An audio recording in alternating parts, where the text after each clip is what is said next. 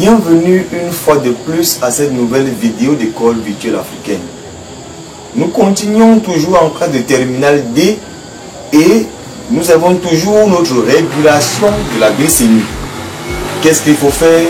Il faut voir le rôle du pancréas dans cette régulation de la glycémie. Premier constat, qu'est-ce qu'on fait? Chez un animal, l'ablation du pancréas provoque des situations, des troubles digestifs et une hyperglycémie. En biologie, si on enlève un organe et il se présente une situation, on dit que l'organe là intervenu dans cette situation.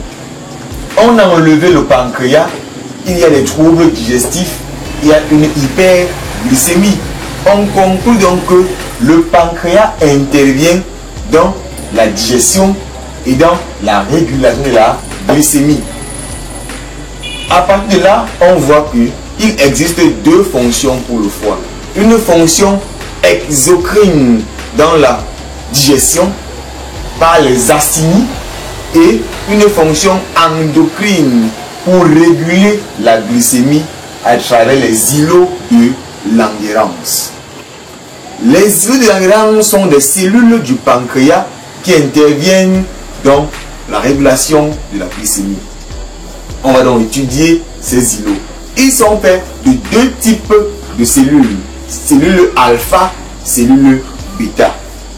Donc, une variation de la glycémie est détectée par le pancréas au niveau des îlots de Langerhans.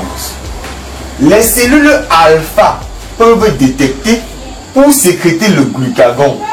De même, les cellules bêta peuvent détecter pour sécréter l'insuline. Dans quel cas, chacune de ces hormones est synthétisée. Lorsque la variation est une hypoglycémie, si dans l'organisme il y a une baisse de la glycémie, les cellules alpha des cellules Langerhans détectent cette baisse-là, sécrètent dans le glucagon qui va aller agir au niveau du foie pour demander au foie de faire une glycogénolyse et de libérer le glucose dans le sang pour augmenter et ramener à la valeur normale. De même, en cas d'hyper, si la variation détectée est une hyper, alors ce n'est pas des cellules bêta des cellules du pancréas qui vont sécréter l'insuline pour demander au foie de faire une glycogénolyse, de faire une glycogénogénèse dans le but de transformer l'excès de glucose en glycogène et ramener ainsi la valeur à la normale. Le pancréas est donc capable de réguler en cas d'hypoglycémie ou en cas d'hyperglycémie. En cas d'hyperglycémie, le pancréas sécrète une hormone hypoglycémiante, c'est-à-dire une hormone qui doit baisser la glycémie, l'insuline. Comment elle baisse?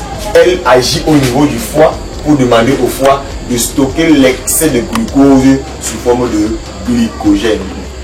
Et s'il y a hypoglycémie, l'organisme est en chute de glucose, les cellules alpha sécrètent, on le détecte et sécrète une hormone hyperglycémiante, le glucagon, qui a pour but d'augmenter la glycémie. En disant au foie, il faut faire une glycogénolyse et libérer le glucose dans le sang. Voilà donc comment est-ce que le pancréas intervient dans la régulation de la glycémie à travers deux hormones, l'insuline et le glucagon, sécrétés par les cellules de Langerhans.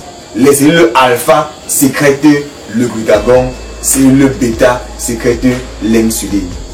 Les cellules bêta sécrètent l'insuline dans le but de diminuer la glycémie.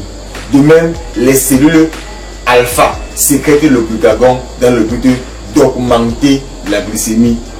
Et les deux hormones ont pour but de réguler la glycémie pour garder une constante, une valeur physiologique.